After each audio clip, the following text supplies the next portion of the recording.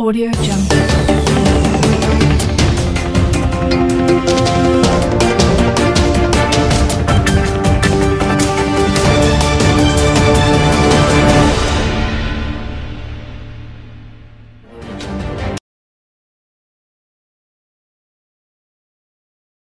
Clarification in respect to the report presented by the Amnesty International some few days ago. So the report, I think almost all of us is with the report. So can we go ahead? Yes. Okay. A report of coalition of CSOs on human rights and conflict resolution in Nigeria. Non-governmental global human rights activist organization, Amnesty International, has been in the news in Nigeria for controversial reasons. Amnesty International, in pursuit of its stated mandate, publishes reports on its findings about the state of human rights in Nigeria. It focuses on the conduct of soldiers and other security personnel prosecuting Nigeria's war on terrorism. Other insurgencies, separatists, and militants has been intense, which brings into conflict with authorities in the country. You must also be aware by now that exactly 14 days ago, we called the attention of the world to attempts by an agency of the United Nations, UNICEF, coordinating falsehood in the country and calculated at tarnishing the image of the Nigerian military, particularly those carrying out mop-up operations in the northeast to tame the activities of terrorists that have sought to pull humanity down.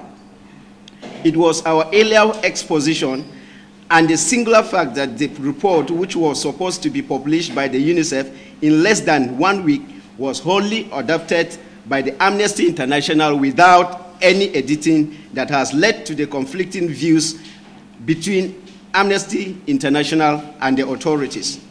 The federal government of Nigeria, the Nigerian military, and the coordinated opinion of the Nigerian civil society organizations. The facts have to be objectively assessed and recommendations made in the interest of stakeholders, the most important being the citizens whose lives are the most impacted. It will be counterproductive to indict or exonerate either party without thoughts for how such stance impacts the safety and well-being of the larger population. The ability of Amnesty International to continue monitoring conflicts and the capacity of the military to keep fighting terrorists are key considerations when assessing the relationship between both parties. Nothing should be done to deliberately obstruct either in the legitimate pursuit of their functions. Methodology. The assessment adopted a comparative study of what Amnesty International and the Nigerian military declared they are doing versus the report of their activities and versus the reality on ground. Researchers interviewed experts to give context to the outcome of the comparisons. Unlike other civil society organizations who derive pleasure in sitting down in their offices to sign any document that is thrown at them by NGOs once payment or grant is guaranteed. Findings. Our findings reveal that the military continued to perform credibly considering the manufactured insurgency and internationally support terrorism it is dealing with. The reports usually released by Amnesty International is part of a well-disguised sponsorship of Boko Haram, that is apparently geared towards achieving a predetermined result. This particular one is question has been begging for legitimacy after it was exposed that Amnesty International and the UNICEF were paying journalists and NGOs to compile fictitious reports against the Nigerian military and other stakeholders fighting terrorism in Nigeria.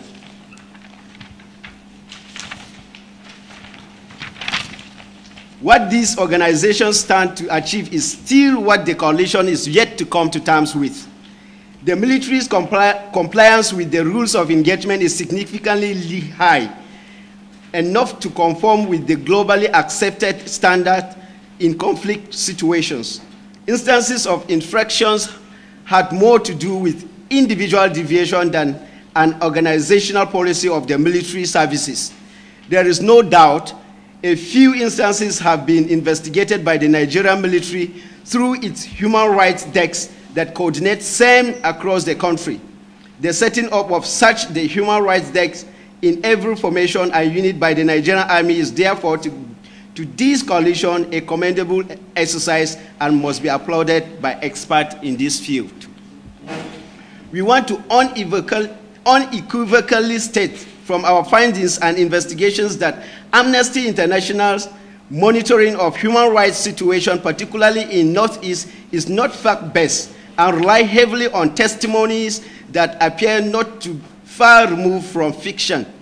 Its report do not lend themselves to follow-ups because it is impossible to contract its so-called witnesses for verification, even when there is no clear evidence that access to them will place them in harm's way. The NGOs keeps all the subject of its report unanimously. It may be recalled that during the Presidential Investigation Panel on Human Rights Compliance in Nigeria sitting in Maiduguri, a purported witness detailed to the sitting by Amnesty International gave a vivid explanation as to how cash were sent to the community leaders in Maiduguri, and same were sent as published in the media, same way as it was sent to them without any further investigation. We beg to ask the world if that is how many human rights reports are coordinated anywhere in the world. Amnesty International constantly validates suspicion that is not working as the activist wing of Boko Haram and other groups that threaten security in Nigeria. Its report tends to lessen the atrocities committed by Boko Haram and other criminal groups, or in some cases, blame government, military, or security for the crimes committed by its terrorists. Staff of Amnesty International have conflicting interests, employment or ownership of local NGOs that have been openly sympathetic of Boko Haram. These other interests, like it tie up with Transparency International and its local franchises, are used as alternate channels of population-damaging falsehood against the authorities. These partner organizations of Amnesty International are used to induce a section of the media to reproduce its malicious reports without the benefit of the gatekeeping oversight traditionally required of them. The inducement, often in form of honorarium for attending routine workshops and conferences, escort for trips, and disproportionate payment for a review of inconsequential reports. The section of the media that resists these tempting offers are often characterized as unprofessional or compromised by Amnesty International staff and their associates. The legitimate operation of the military is constantly hampered by Amnesty International's misleading reports. This has great consequences for the overall security architecture of Nigeria, especially now that some key players in the political terrain have started providing local funding to supplement the foreign clients of Amnesty International with a view to impacting the 2019 general elections. The activities of Amnesty International, mostly its reports, which do not meet the standard of thoroughness required, are covered to offer tactical support to Boko Haram. This organization tends to adopt different approaches to different countries, while it works towards destruction of countries within the crosshair of its destabilization agenda. Its approach to certain nations is conciliatory, even when they engage in wanton killings and other systematic forms of abuses. Global bodies like the United Nations and other supranational organizations have largely allowed Amnesty International to continue hurting. Recommendations. The federal government of Nigeria should work with the military to fashion a long-term containment measure for attenuating the damages that Amnesty International's activities in Nigeria are caused. The intelligence community should be mandated to expose the true nature of Amnesty International's mission in Nigeria. Any revelation from this must be made known to Nigerians because they deserve to know the truth about an organization that has evolved into the greatest threat to their lives. Anti-terror laws should be allowed to fully take take their courses, especially as they pertain to supporting terrorism.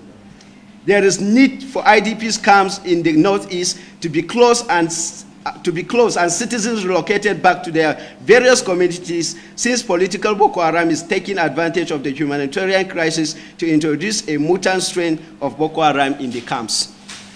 Amnesty International has lost the moral right to continue monitoring human rights issues, and conflict in Nigeria should be informed so.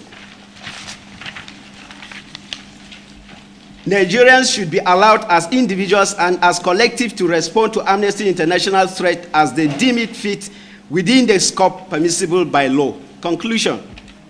This coalition has credibly evidenced that confirm Amnesty International official position as the political activism wing of Boko Haram in Nigeria. The coalition will drag Amnesty International before the International